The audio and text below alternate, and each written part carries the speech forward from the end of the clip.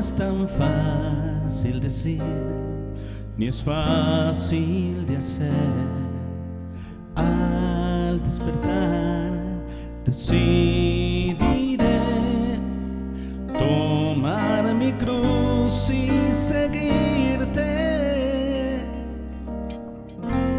Oh mi Cristo, toda mi vida es tuya, siempre te alabaré, siempre serás mi Rey y mi Dios.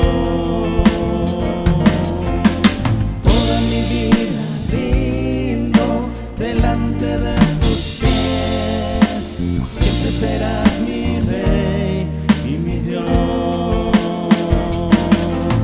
Siempre serás mi Rey y mi Dios.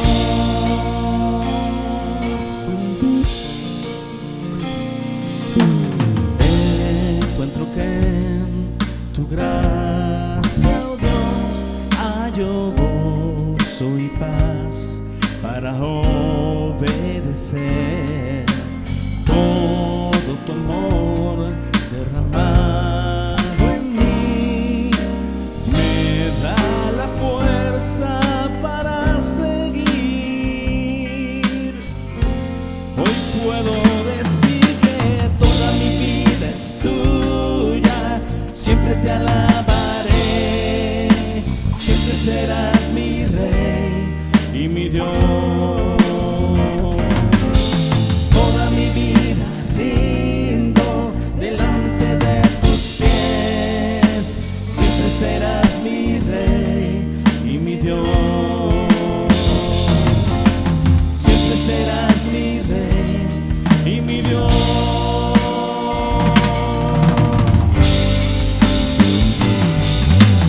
Toda mi vida es tuya, siempre te alabaré, siempre serás mi Rey y mi Dios. Toda mi vida rindo delante de tus pies, siempre serás mi Rey y mi Dios. Siempre serás mi Rey y mi Dios. Toda mi vida es tuya, siempre te alabaré, siempre serás mi Rey y mi Dios. Serás mi Rey por siempre. Toda mi vida rindo delante de tus pies, siempre serás mi Rey y mi Dios. Siempre serás mi Rey y mi Dios. Siempre serás mi Rey y mi Dios.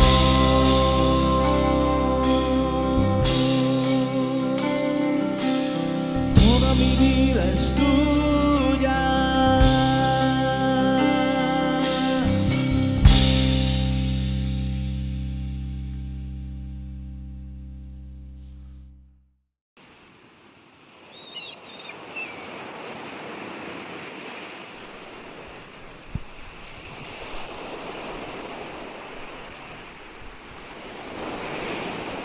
Hermanos, como buen cristiano, me propuse seguir los senderos del Señor. No recordaba que pues dentro de sus senderos también caminó sobre el agua. Creo que ya está. Hermanos, hoy es 18 de octubre del año 2020 y pues sean bienvenidos a esta transmisión nuevamente que tenemos domingo a domingo y pues enviarles un saludo.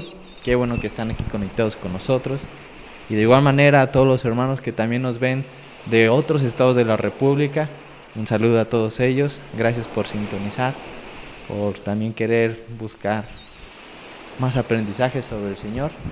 Así es que, hermanos, comenzamos este día de transmisión y pues con los anuncios que son de semana a semana. Recordarle que de sus diezmos y ofrendas a la hermana Elizabeth a su casa, y de no ser posible para usted, pedirle que ella vaya por ellos y así pues que no falte con su diezmo o su ofrenda.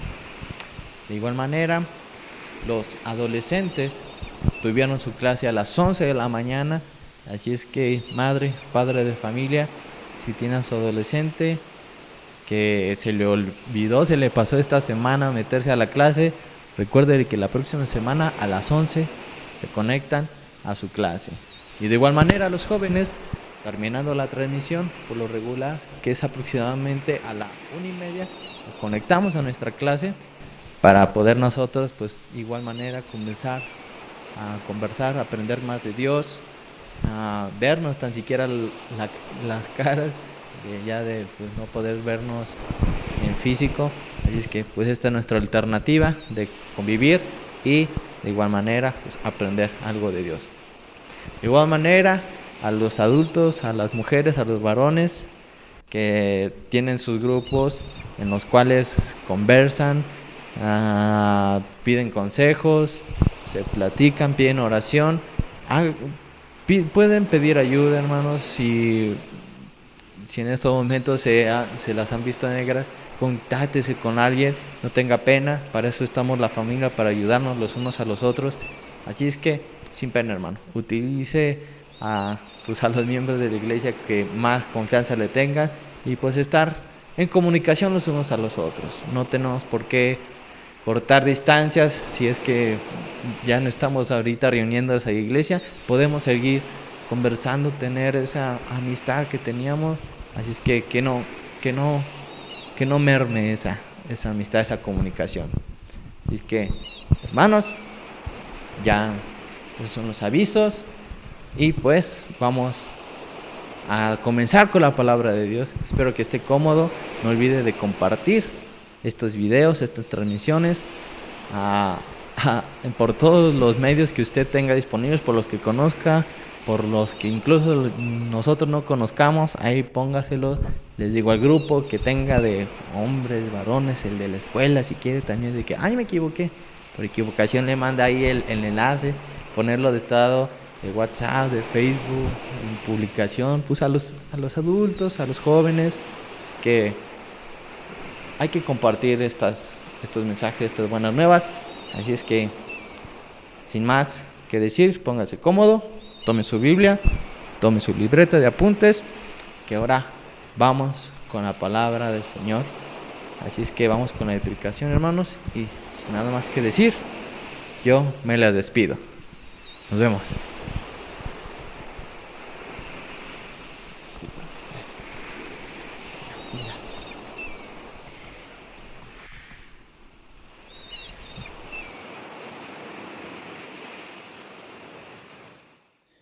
Hola, ¿qué tal, hermanos? ¿Cómo están todos?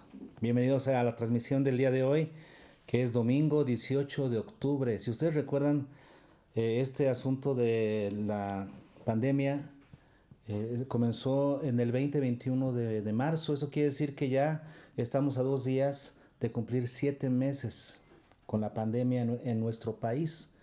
Ha sido un tiempo de prueba que cada vez se sigue incrementando, porque estamos pasando de la prueba sanitaria a la prueba financiera, y después se viene, como ya habíamos visto, la prueba de la crisis social. Van a haber mayor delincuencia, se va a desatar una mayor delincuencia, como ya se está notando. Todo lo que habíamos previsto ya se está dando. Así que ese es un tiempo de prueba muy fuerte para la iglesia, y nosotros los que somos creyentes en Cristo debemos mostrar una fidelidad al Señor completa y un compromiso hacia el Señor. ¿Y cómo mostramos ese compromiso? Hermanos, estaba viendo justamente con un grupo de discipulado el día de ayer, estábamos viendo el tema de la mayordomía, y estábamos viendo ahí que nosotros somos mayordomos del Evangelio, y nuestro compromiso como mayordomos del Evangelio, ¿cuál es? Compartirlo, no retenerlo, sino compartirlo. En este tiempo de prueba mayor, nuestra fidelidad y compromiso para con el Evangelio lo tenemos que demostrar a través de compartir el Evangelio. Este es un tiempo en el que tenemos que ser más estrictos con nosotros mismos, más esforzados, más dedicados en la misión de Cristo, que es compartir el Evangelio a toda criatura. Y este es el tema que nos ha estado ocupando durante estas semanas. Recuerdan ustedes que hace 2 semanas hablamos de la presentación adecuada del evangelio que hizo Pablo a los tesalonicenses. Vimos que Pablo habló con palabras, con poder, en el Espíritu Santo, en plena certidumbre, con testimonio, con buen testimonio y con amor. ¿Se acuerdan de eso?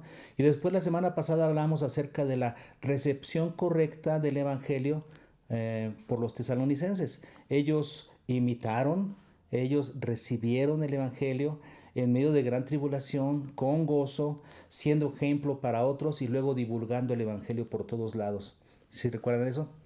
Hemos estado hablando de esto, pero a decir verdad no hemos agotado el tema. Este tema acerca de la predicación del evangelio. Porque ahora Pablo nos habla acerca de lo que lo motivó a predicar este evangelio. La motivación es muy importante y la motivación es algo que tiene que ocuparnos y es algo que todo el mundo tiene que ver, que nuestra motivación a la hora de predicar el evangelio es la correcta y es lo que vamos a practicar el día de hoy. Es que vayamos a 1 Tesalonicenses. En esta ocasión comenzamos ya a estudiar el capítulo 2. Primera epístola de Pablo a los tesalonicenses, capítulo 2. Y quiero que notemos primero algunas cosas.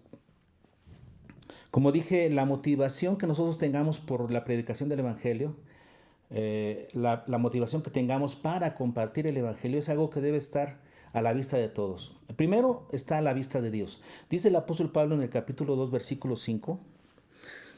Dice: porque no causamos de palabras lisonjeras, como sabéis, ni encubrimos avaricia. Luego dice: Dios es testigo.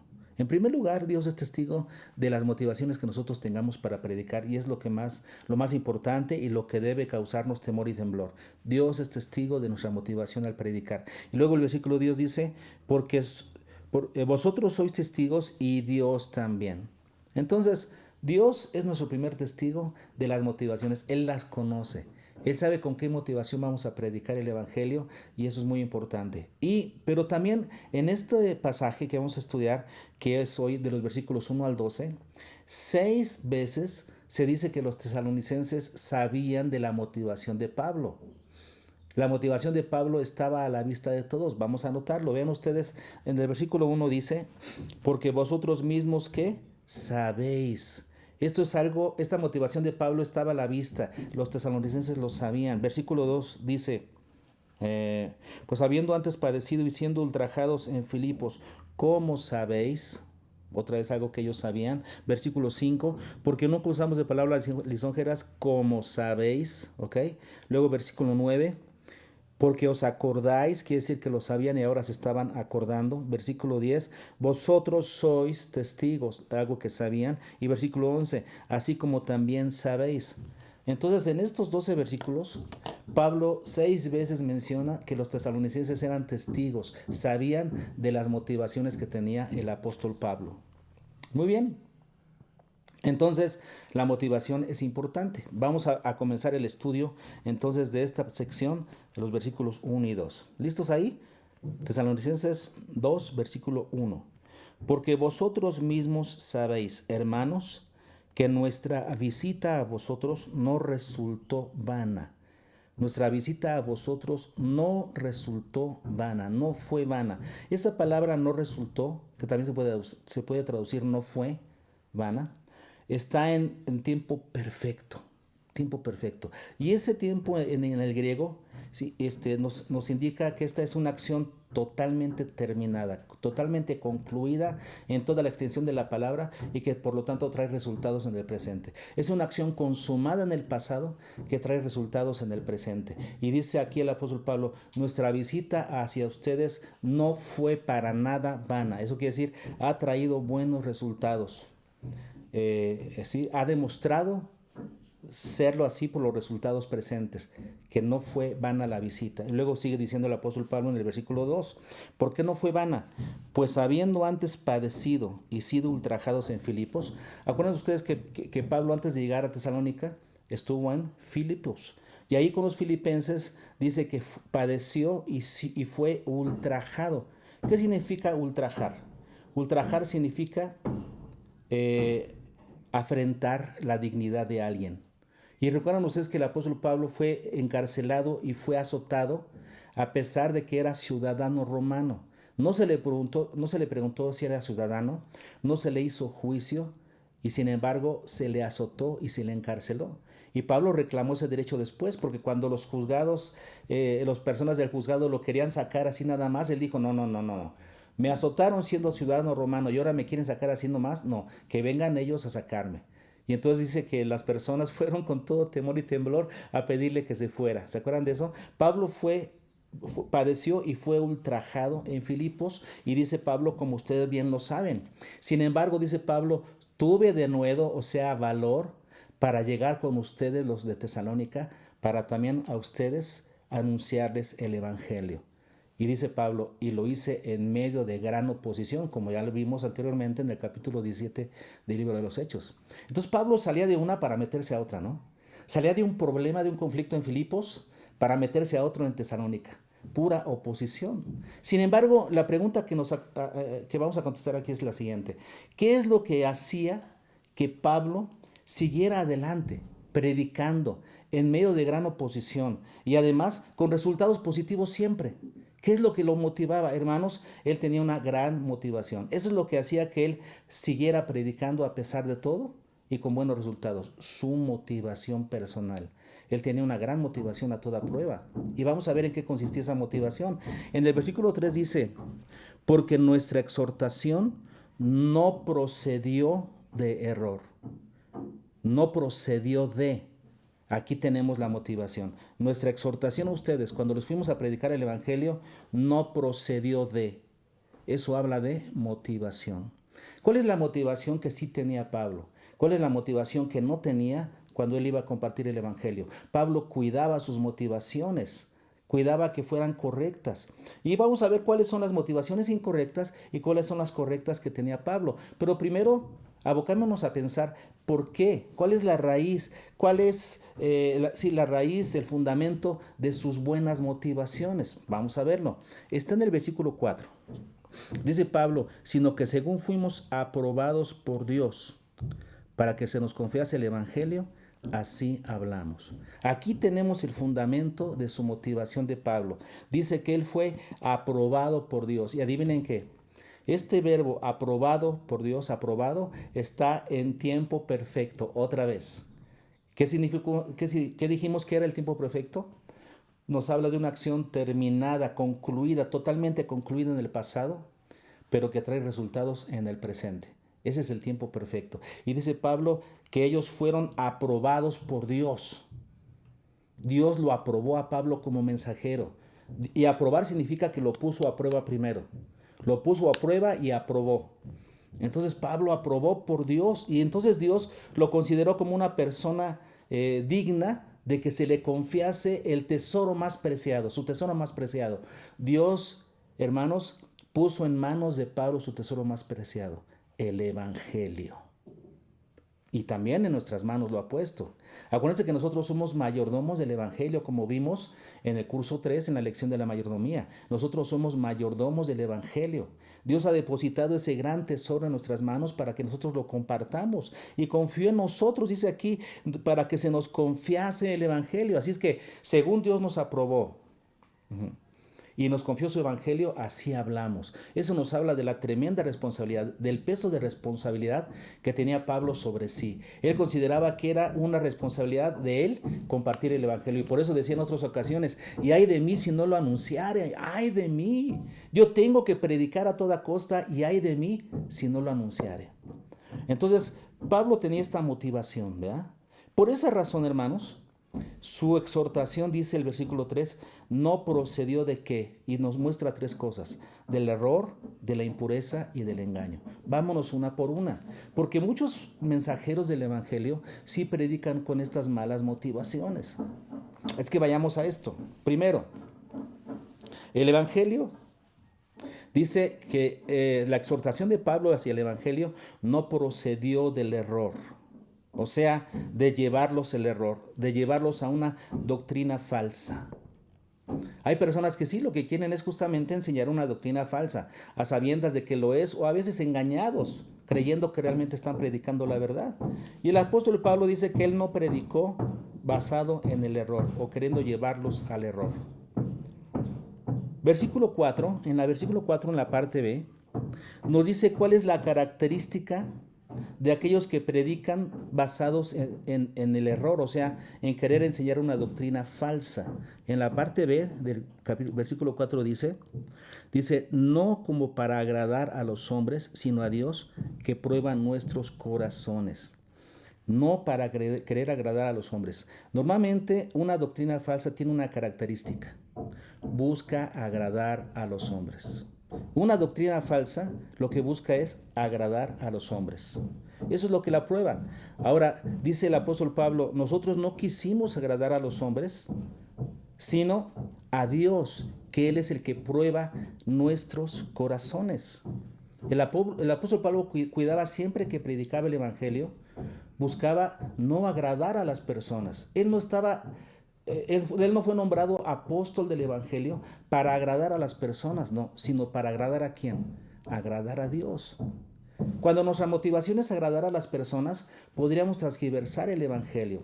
Cuando nosotros estudiamos en el Instituto Bíblico una materia que se llama crítica bíblica, estudiamos acerca de las traducciones de la Biblia, y habían familias de iglesias en la antigüedad que se dedicaban a traducir de forma escrita, más bien a copiar de forma escrita las cartas de los apóstoles que iban llegando. Eran iglesias traductoras. Y hay algunas familias que tenían fama, la mala fama, de que cuando ellos sentían que algún texto no iba a ayudar, iba a causar algún tipo de estorbo o de barrera en alguna zona geográfica, pues lo que hacían era modificar el texto o quitar alguna palabra o añadir alguna palabra explicativa. En cambio, habían otras familias de iglesias que se dedicaban a traducir los textos, que lo hacían con toda fidelidad. De eso se habla aquí. Hay personas que por querer agradar a los hombres cambian el sentido de los textos, hacen más fácil la interpretación, no tanto la interpretación, sino la aplicación de algún texto, y de esa manera están adulterando el evangelio. Y eso es algo que no se tiene que hacer. Nosotros, los mensajeros del evangelio, y todos nosotros somos mensajeros del evangelio, hermanos, no podemos agradar a los hombres en la realización de nuestro ministerio de predicar el evangelio.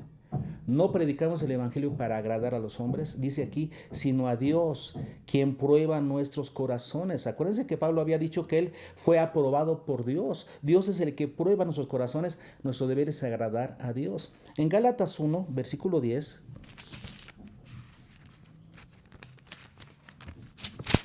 el apóstol Pablo se refiere un poquito a esto. Y él dice, pues, ¿busco ahora el favor de los hombres o el de Dios? ¿O trato de agradar a los hombres? Pues si todavía agradara a los hombres, no sería siervo de Dios. Fíjense lo que dice Pablo.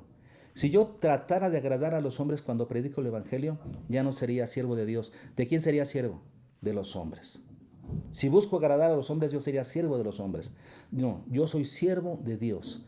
Y cuando predico estoy sirviendo a Dios. Así es que una característica de las personas que llevan a otros al error es porque quieren agradar a los hombres. Y se cumple lo que dice 2 Timoteo 4:3. En 2 Timoteo 4:3 dice, porque vendrá tiempo cuando no sufrirán la sana doctrina, sino que teniendo comezón de oír, se amontonarán maestros conforme a sus propias concupiscencias. Aquí está el ejemplo de aquellas personas que hablan lo que la gente quiere escuchar. Entonces, son aquellos que no sufren la sana doctrina, sino que facilitan, sino que adulteran la sana doctrina para que la gente la escuche con más facilidad. Aquellos que tienen comezón de oír. El evangelio no debe adulterarse. Cuando se predica el evangelio, nosotros no somos motivados para agradar a los hombres, sino a Dios. Entonces dice el apóstol Pablo, nuestra exhortación no procedió del error. ¿Okay? Número 2, tampoco procedió, dice el apóstol, de la impureza. De la impureza. Esta palabra impureza se puede entender de dos maneras. Se puede referir a inmoralidad sexual, o sea, sensualidad o inmoralidad sexual, o también todo tipo de deshonestidad. Y estos son los dos mayores pecados que han atraído a personas a dedicarse a la predicación del evangelio, por satisfacer su sensualidad o por obtener algún beneficio material. los dos pecados que más han abundado. ¿Cuántos siervos de Dios no han caído en inmoralidad sexual? ¿Cuántos escándalos han habido de creyentes y siervos de Dios que han caído en inmoralidad sexual? El número de divorcios, hermanos, justamente por infidelidad en el matrimonio, dentro de las iglesias, dentro del grupo de creyentes, está creciendo alarmantemente. No puede ser, pero ¿cómo no va a ser? Si hemos visto a muchos ministros reconocidos del Evangelio, tanto en México como en Estados Unidos, gente influyente que se ha divorciado y vuelto a casar. Claro, con esos ejemplos podemos entender por qué el número de creyentes que se divorcia y que comete infidelidades sexuales crece alarmantemente. Nada menos ahorita un apóstol de la prosperidad en Estados Unidos, que tiene una iglesia grande, Guillermo Maldonado, está en un proceso de divorcio ahorita mismo, cuando él había dado enseñanzas hace un año en su canal diciendo que uno se casaba una vez y para siempre. Pues no, ya la esposa se le está divorciando. Entonces, sensualidad, inmoralidad sexual, a eso puede referirse. Pero también se puede referir según el versículo 5, la parte B, dice el apóstol Pablo, ni encubrimos avaricia, Dios es testigo. Ni encubrimos, ¿qué? Avaricia. Hermanos, a la avaricia es deshonestidad, ese amor por el dinero, como lo tuvo Judas, ¿no? En Juan 12:6 tenemos el ejemplo de Judas, que le ganó la avaricia. Esa fue la razón por la que entregó a Jesús. En el 12:6 dice, pero dijo esto no porque cuidara de los pobres, sino porque era ladrón. Se está refiriendo a Judas, hermanos. Y teniendo la bolsa, sustraía de lo que se echaba en ella. Judas era un ladrón. Era el tesorero del grupo de los apóstoles y sustraía del dinero. Le ganó la avaricia. Eso es deshonestidad, a eso se refiere. Y mucha gente, muchas personas entran al ministerio por ese interés económico. Dice aquí, encubriendo avaricia. Dice Pablo, nosotros no encubrimos avaricia. O sea, no tenemos una fachada espiritual, una fachada de falsa espiritualidad, de falsa autoridad para aprovecharnos de ustedes y sacarles dinero.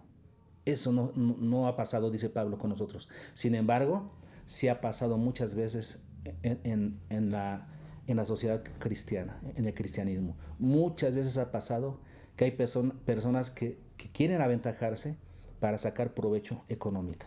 Así es que, dice Pablo, nuestra exhortación a ustedes no procedió de la impureza. ¿A qué se refiere? Dijimos, inmoralidad y deshonestidad. Y finalmente la número 3 dice, no procedió del engaño. La palabra engaño aquí se refiere a cazar con cebo, hacer una trampa para hacer caer a otros. A eso se refiere esta palabra. Dice Pablo, yo no vine engañándoles, poniéndoles un cebo, una trampa para que creyeran en lo que yo quería.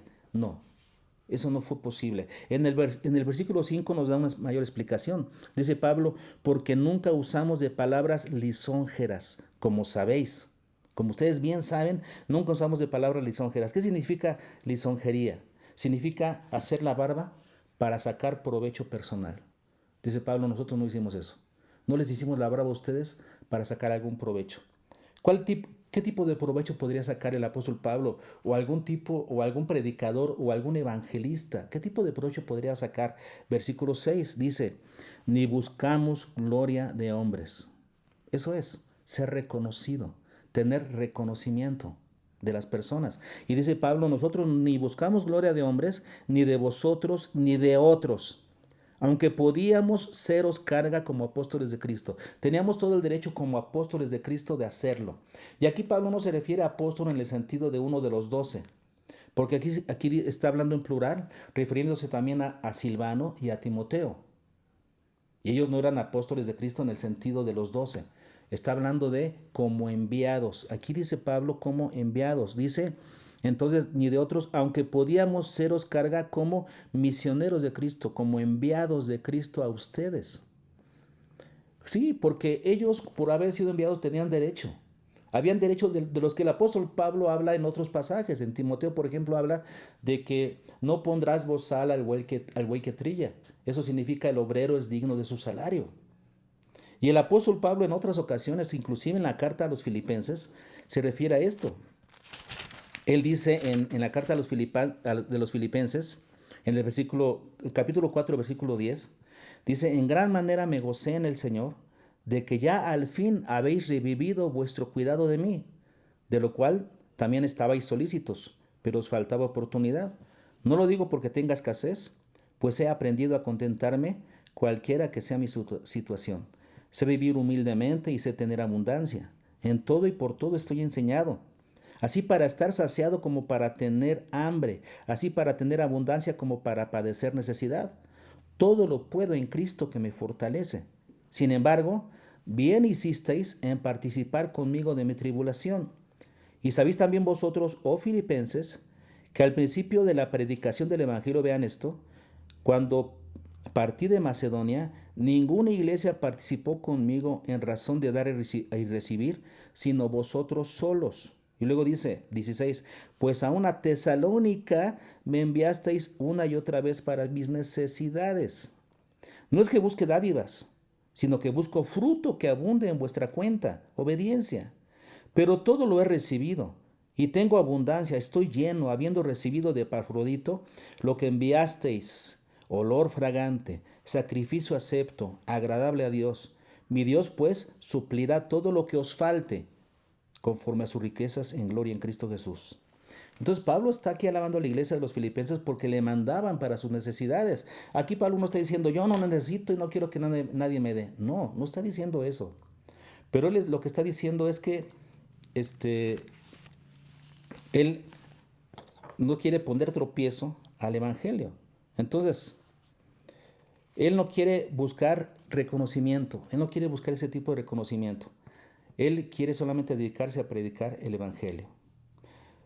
Cuando hay engaño es porque se quiere sacar, decirle a las personas lo que quieren escuchar para sacar algún beneficio, como decíamos. Es la palabra lisonjear. Yo me acuerdo en una ocasión, hace algunos años, muchos años, que yo estaba como obrero diríamos, de la iglesia donde yo nací. Nuestro pastor nos envió a mi hermano Rafa y a mí, junto con alguien más, creo que era el hermano Jaime Priego, y nos mandó a visitar a las iglesias era con Félix Suárez, y nos mandó a visitar a la iglesia de Pacífico. Era una iglesia en la sierra de Veracruz, Pacífico. Y entonces cuando nosotros, después de muchas cosas, de una gran aventura, llegamos a ese lugar, finalmente llegamos a ese lugar, llegamos a la hora del culto y pasamos. Ya llegaron los hermanos, nos sentamos hasta atrás porque ya había empezado el culto y notamos allá una persona que no conocíamos, que estaba dirigiendo la reunión de una manera algo distinta a lo que nosotros estábamos acostumbrados. Entonces, fue algo extraño, ¿no? Toda la forma en la que dirigió. Cuando acabó la reunión nos acercamos con la persona y después de hacerle algunas preguntas nos dimos cuenta que era sabatista, que era adventista del séptimo día. Y había entrado a la iglesia haciendo amistad, hablando bien del pastor, del encargado de ese lugar, y se había metido poco a poco, a tal grado que ya lo dejaban dirigir todo el culto, dirigir las alabanzas y predicar y dirigir todo. Y esta persona se estaba mostrando, les estaba mostrando una buena cara, les estaba mostrando una bonita cara para ganárselos, los estaba lisonjeando, para después enseñarles que tenían que reunirse en sábado y no en domingo. Entonces nosotros ya pudimos ahí llegar a tiempo y parar toda la situación. Pero eso es un ejemplo de lisonjear, de cómo la gente a veces va a una iglesia con engaño, tendiendo una trampa, mostrando una cara para buscar otros propósitos. El apóstol Pablo dice, yo no fui con un engaño con ustedes, no fui con engaño. Así es que su exhortación de Pablo no procedió del error, ni de la impureza, ni del engaño. ¿Ok? Entonces, ya vimos que la motivación, cuáles fueron las cosas que Pablo no hizo, cuál es la que no fue su motivación. Ahora veamos cuál sí fue su motivación para predicar el evangelio, y siempre. ¿Qué es lo que motivaba a Pablo a salir de un lugar a otro, de viajar de un lugar a otro y de salir de un problema para meterse en otro con tal de predicar el evangelio en cada lugar. ¿Qué es lo que lo motivaba? Vamos a verlo en el versículo 8. Primera de Tesalonicenses 2:8 dice: tan grande es nuestro afecto por vosotros. ¿Qué es lo que tenía Pablo por los tesalonicenses? Un muy grande afecto. Y esa palabra afecto, de hecho esa frase completa, un afecto grande, o como dice aquí literalmente, versículo 8, tan grande es nuestro afecto por vosotros. Toda esa frase es una sola palabra griega que se refiere a un fuerte anhelo por ellos. Pablo tenía un fuerte anhelo, un fuerte celo por ellos, hablando de un celo correcto, ¿no es cierto? Porque el celo es bueno cuando está dirigido, bien dirigido. Cuando el celo es enfermizo ya es destructivo, pero un buen celo, un buen anhelo, se refiere aquí a un grande afecto. Pablo tenía un gran afecto por los hermanos, tan grande que vean lo que él estaba dispuesto a hacer. Dice el apóstol Pablo: tan grande es nuestro afecto por vosotros, que hubiéramos querido entregaros no solo el evangelio de Dios, sino también nuestras propias vidas. El apóstol Pablo tenía tanto afecto, tanto amor, ¿vea?, por ellos, que hubiera querido ofrendar su propia vida por ellos. Algo similar dijo en Romanos 3, cuando se refirió a su pueblo, al pueblo de Israel, que era incrédulo en su mayoría. Y Pablo tenía un anhelo, un celo por su pueblo, por el pueblo de Israel. Y en el capítulo 9, versículo 3 dice Pablo: porque deseara, fíjense esto, qué tremendo, deseara yo mismo, dice Pablo, ser anatema, separado de Cristo, por amor a mis hermanos, los que son mis parientes según la carne. Porque los israelitas no habían creído en Cristo, la totalidad de Israel no, unos pocos israelitas. Y Pablo tiene ese celo, ese anhelo por Israel, y dice: deseara yo mismo ser anatema, si eso ayudara a que los israelitas creyeran. Vean la dedicación de Pablo, vean el corazón, el afecto que él tenía por ellos. Ahora, ¿cómo se logra ese afecto? El apóstol Pablo nos da la solución. Ahí mismo en el versículo 8 dice, porque la última parte, porque habéis llegado a sernos muy queridos. No dice que ese afecto se dio de la noche a la mañana y por arte de magia, no. Dice que porque habéis llegado a sernos muy queridos. Eso nos habla de un proceso. El apóstol Pablo comenzó con ellos, los fue conociendo, después fue relacionándose más con ellos, creó vínculos, lazos muy fuertes con ellos, de tal manera que ahora, ¿qué dice ahí? Habéis llegado a sernos muy queridos. No es algo que sale de la noche a la mañana. Las relaciones son un proceso. Las relaciones necesitan paciencia. Y en la medida en la que tú te relacionas con las personas, de verdad te relacionas con amor, ¿qué sucede? Se crean lazos, se crean vínculos. ¿Y qué es lo que tenía Pablo con la gente a la que le predicaba el evangelio? Tenía vínculos fuertes, de tal manera que decía Pablo: yo tengo un grande afecto por ustedes. ¿Cuál es la motivación correcta para predicar el evangelio? Lo que no nos va a llevar ni al error, ni a la impureza, hermanos, ni al engaño. ¿Cuál es la motivación correcta? Un afecto muy grande por la gente, un anhelo muy grande por la gente, ese anhelo que se va fincando, se va construyendo paso a paso a través de relacionarnos con las personas, crear vínculos con las personas. Y es lo que tenía el apóstol Pablo. Ese gran afecto que Pablo sentía por los tesalonicenses lo motivó, fíjense ustedes a lo que sigue, a 4 acciones correctas en su relación con ellos. Si él no hubiera establecido esos vínculos de afecto, no hubiera tenido estas acciones hacia ellos. Entendamos esto. Así es que cuidar nuestra motivación correcta, que sea tener un gran afecto construido a través de tener vínculos fuertes con la gente, nos va a llevar a tener estas acciones. Vamos a ver cuáles son. ¿Listos? En el versículo 7 dice: antes fuimos tiernos entre vosotros, como la nodriza que cuida con ternura a sus propios hijos. Entonces, ese afecto que uno crea a través de tener vínculos fuertes con la gente, nos va a llevar a esta acción, ser tiernos entre la gente. Ser tiernos con la gente.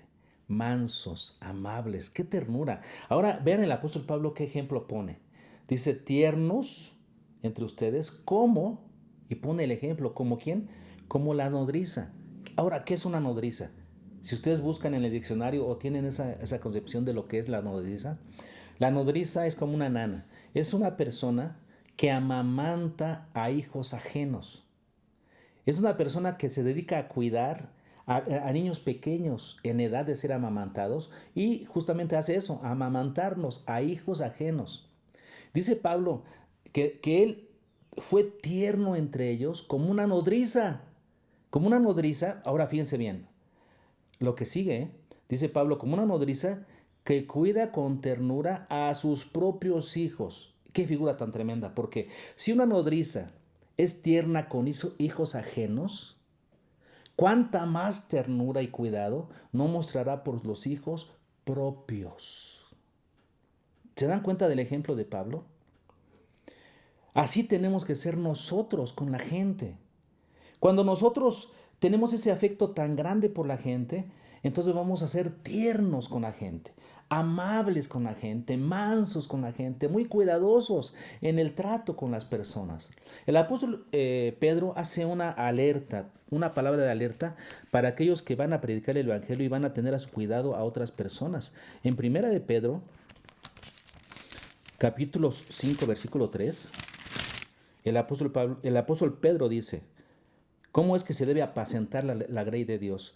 No como teniendo señorío sobre los que están a vuestro cuidado, sino siendo ejemplos de la grey. Fíjense, no como teniendo señorío, no, sino tiernos, tiernos. El apóstol Pablo dice, fuimos tiernos entre ustedes. Luego sigue diciendo, en el versículo 9, otra característica, otra acción motivada por ese afecto grande que Pablo tenía por los tesalonicenses. Versículo 9. Porque os acordáis, hermanos, de nuestro trabajo y fatiga, como trabajando de noche y de día, y ahí viene la clave, para no ser gravosos a ninguno de vosotros, os predicamos el evangelio de Dios. ¿Cuál es la clave aquí? ¿Qué es lo que Pablo está diciendo?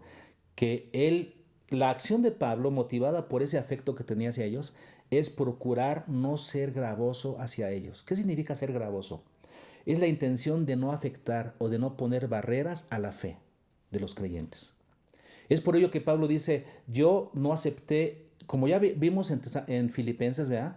Pablo agradece a los filipenses por el dinero que le enviaron a una Tesalónica.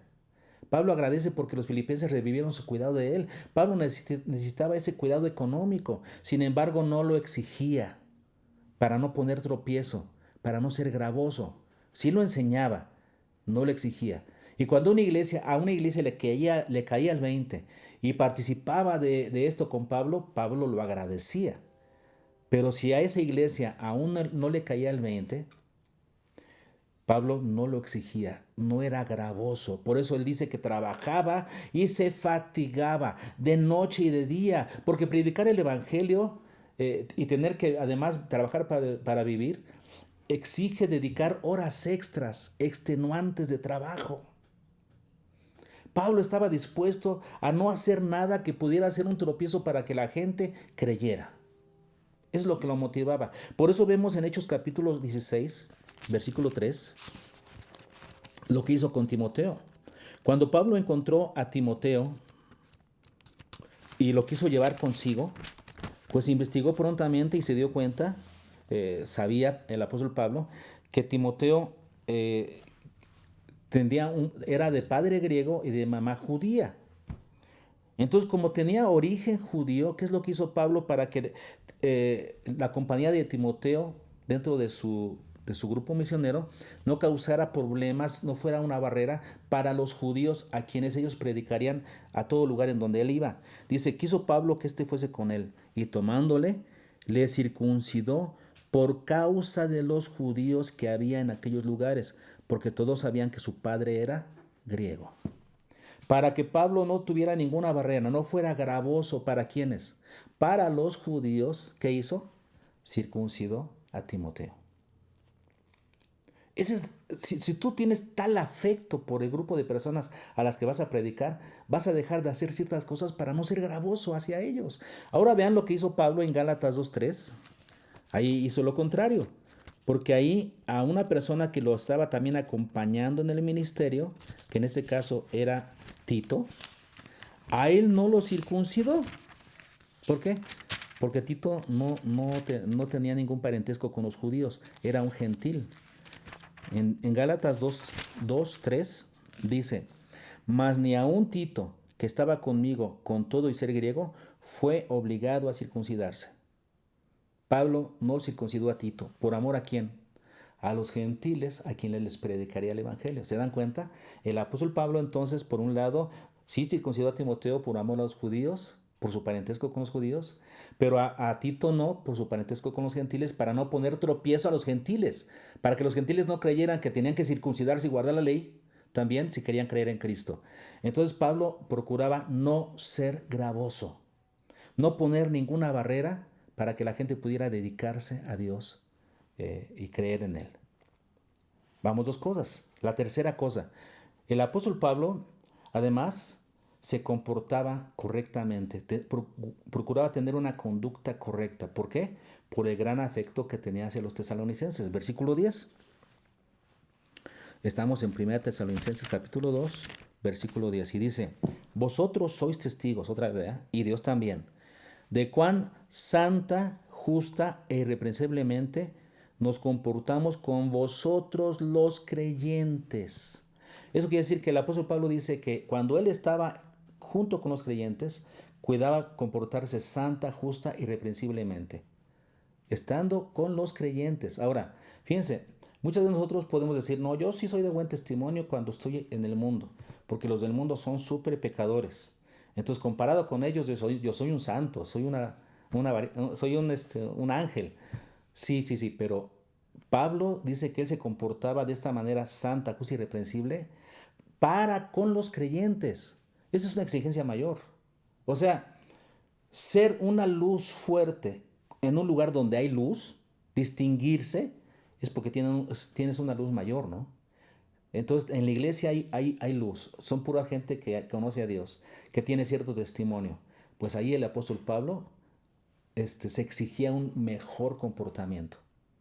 Porque él dice que se comportaba santa, justa y irreprensiblemente en medio de los creyentes. Así es que, ¿por qué hacía esto? Por amor a ellos. Porque tenía un gran afecto por ellos. Y por eso quería tener un comportamiento que fuera testimonio, que fuera ejemplar para la fe de ellos. Entonces dice que se comportaba de una manera santa. ¿Qué significa eso? Que él se apartaba del pecado y se dedicaba a Dios. Su grado de entrega a Dios, su estatus de entrega a Dios era exigente, era superior al de los demás para poder ser un ejemplo para ellos. Él les marcaba un alto nivel para que ellos pudieran seguir adelante en su caminar con Dios. Entonces, él era apartado del pecado, no estaba jugando con el pecado, no estaba en la línea divisoria ahí cerca de pecaré o no pecaré, no. Él se apartaba, corría del pecado, se alejaba del pecado. Él de verdad era un ejemplo de santidad en relación a apartarse del pecado. Pero también era un ejemplo en su dedicación a Dios. Él estaba completamente dedicado a servir a Dios. Es que tanto en el aspecto de la santidad de apartarse como en el aspecto de la santidad de dedicarse, Pablo era un ejemplo para ellos. Y no solamente Pablo, sino sus acompañantes también. Silvano, Timoteo, Tito, Lucas, todos sus acompañantes tenían ese mismo perfil de dedicación para ser un ejemplo a ¿quiénes? A los creyentes. ¿Y por qué lo hacían? Volvemos a repetir, por el afecto tan grande que tenían. Esa era su motivación de Pablo. Por eso él se comportaba también con justicia. Él era justo. ¿Qué significa justo? Que tiene un comportamiento correcto de acuerdo a los parámetros del Evangelio.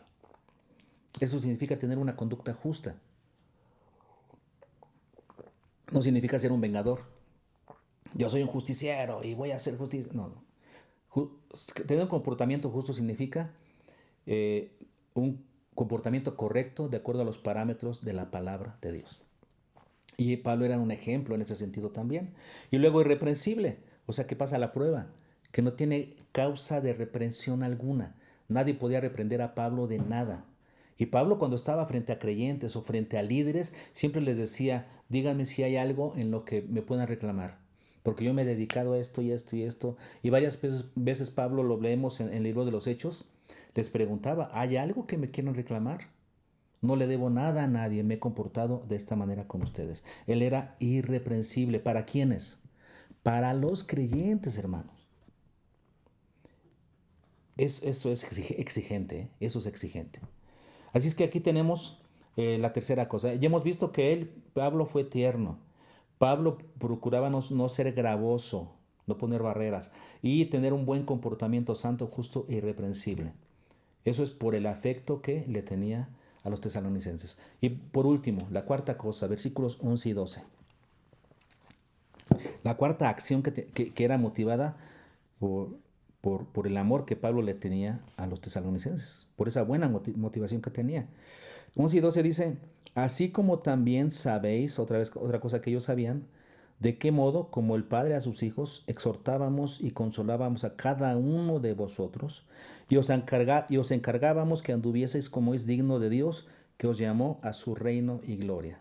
Entonces, ¿qué es lo que tenía el apóstol Pablo? Por el afecto tan grande que tenía, fíjense, él tenía una relación como padre a sus hijos. Esto es clave, porque dice el versículo 11, como también sabéis de qué modo, como el padre a sus hijos. ¿Cómo es que Pablo realizaba su labor de exhortar, consolar y encargar a los creyentes que vivieran en santidad, que vivieran como es digno de Dios? ¿Cómo es que él realizaba esa tarea? ¿Cuál era su motivación? ¿Cumplir simplemente? Es que a mí me dieron ese puesto y tengo que cumplir. Me pagan para ello y lo tengo que hacer. ¿Eso era su motivación? No. Él lo hacía como un padre a sus hijos. Vean su interés, vean su motivación. ¿Por qué él exhortaba? ¿Qué significa exhortar? Estimular de forma personal a alguien. ¿Qué significa consolar? Persuadir a través de una relación cercana con alguien. ¿Qué significa encargar? Protestar solemnemente. Es decirle, hey, te encargo esto, te protesto. Hazme esta promesa que te vas a portar bien. ¿Qué es lo que Pablo exhortaba, consolaba y encargaba? Dice que los creyentes anduvieran como es digno de Dios, que los llamó a su reino y gloria. Esto es lo que Pablo quería, que vivieran como es digno de Dios. Y dice que ese trabajo lo hacía a cada uno, o sea, en un trabajo personalizado. Él no se conformaba nada más con, pues voy a predicar y a ver quién agarra y a ver quién cree y a ver quién no. No, él estaba preocupado por cada uno. Él exhortaba, consolaba y encargaba a cada uno. Un trabajo personalizado. ¿Qué es lo que lo motivaba? Dice aquí, como el padre a sus hijos. Ese afecto tan grande que Pablo tenía por los tesalonicenses lo movía a tener una relación de padre a hijos. Los que somos padres entendemos eso, porque tenemos una relación personal con nuestros hijos, con cada uno de ellos. No los tratamos a todos igual porque todos son distintos. Y tenemos una relación personal con cada uno buscando que sean personas de bien, encargándoles que vivan como es digno del Señor. Si lo hacemos esto a nivel familiar, los padres con los hijos, ese es el mismo trabajo que los que compartimos el Evangelio, hermanos, todos nosotros que compartimos el Evangelio, debemos hacer.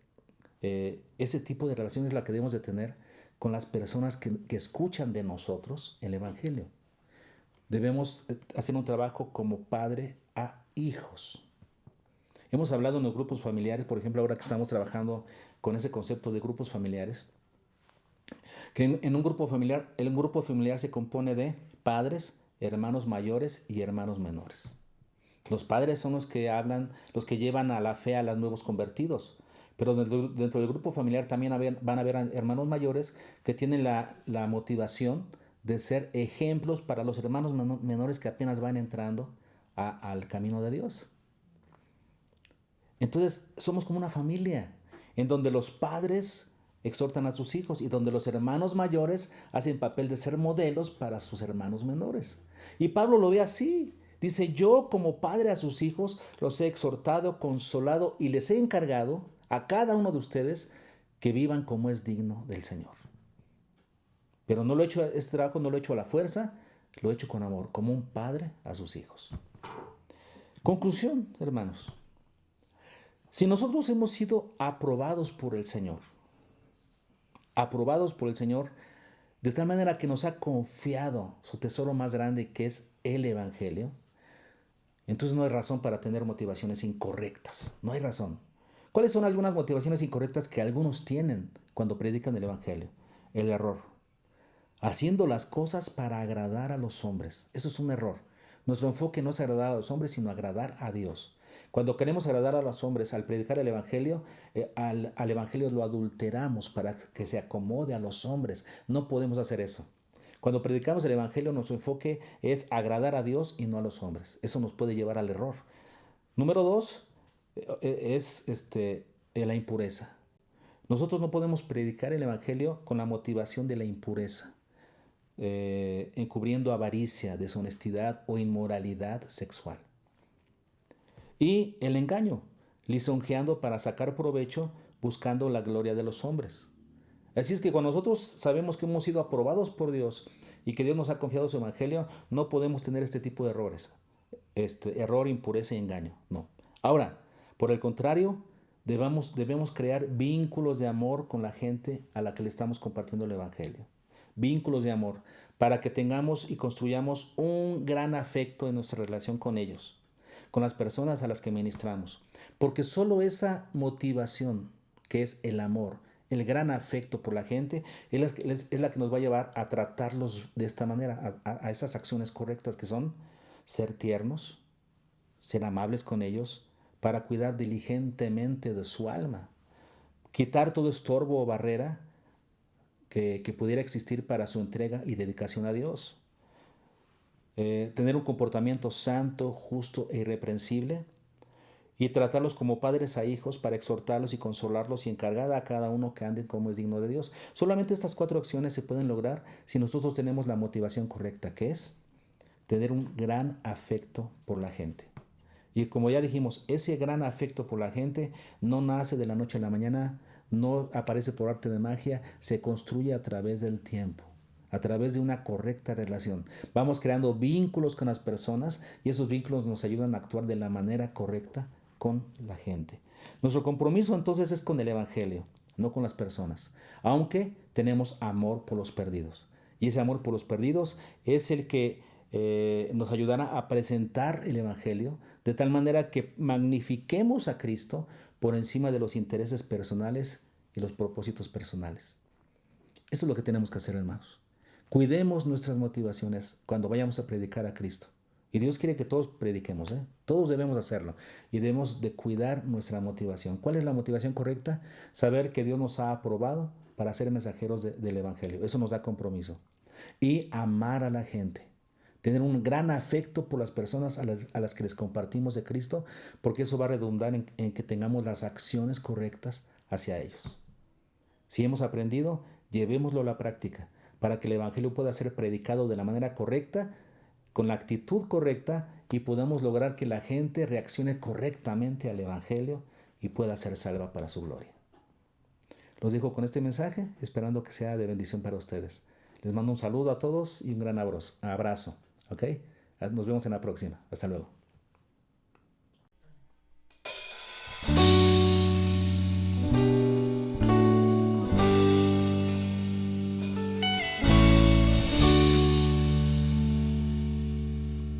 Pruébame, Señor, tú me conoces,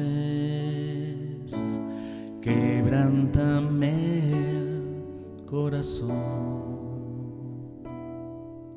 Transfórmame conforme a tu palabra y lléname hasta que en mí se halle solo a ti, y entonces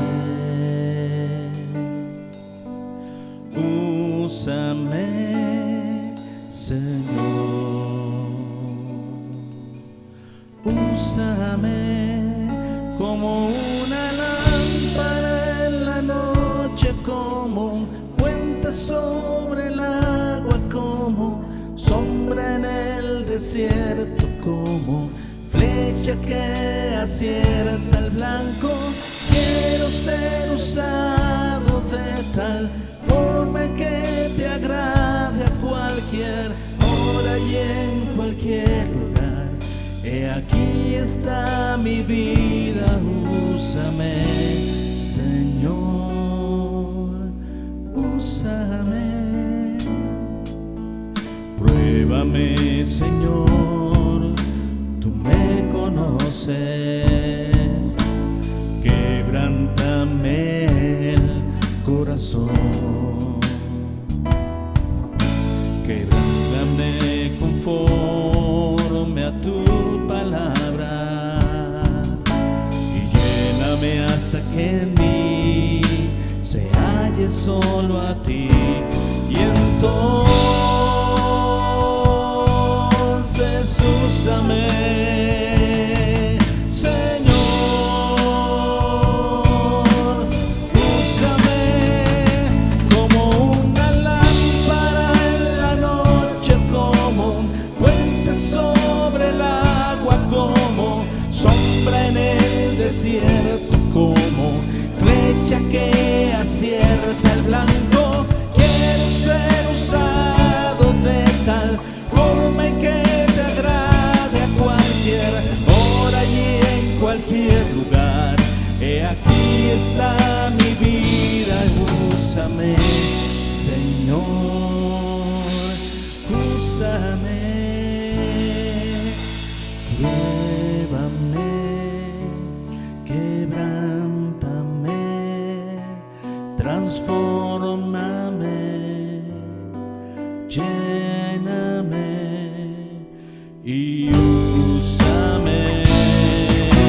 Pruébame, quebrántame, transfórmame, lléname y úsame.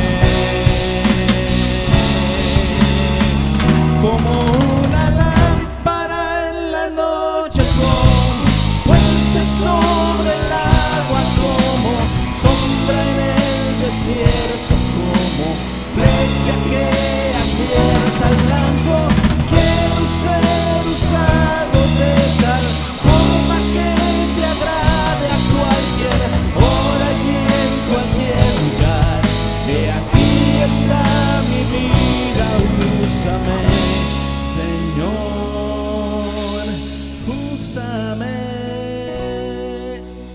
Pruébame, quebrántame, transfórmame, lléname y úsame, Señor,